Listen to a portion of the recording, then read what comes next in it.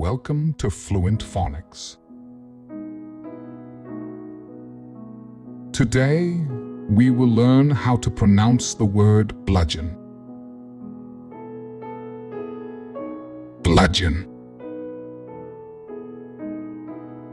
Bludgeon. Bludgeon.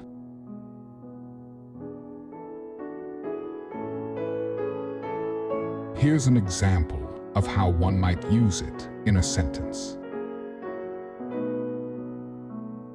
The assailant used a bludgeon to attack his victim during the robbery.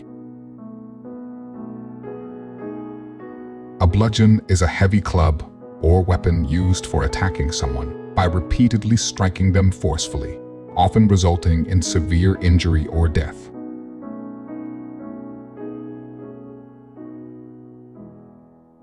Thank you for your time. If you enjoyed this, please like and subscribe for further content.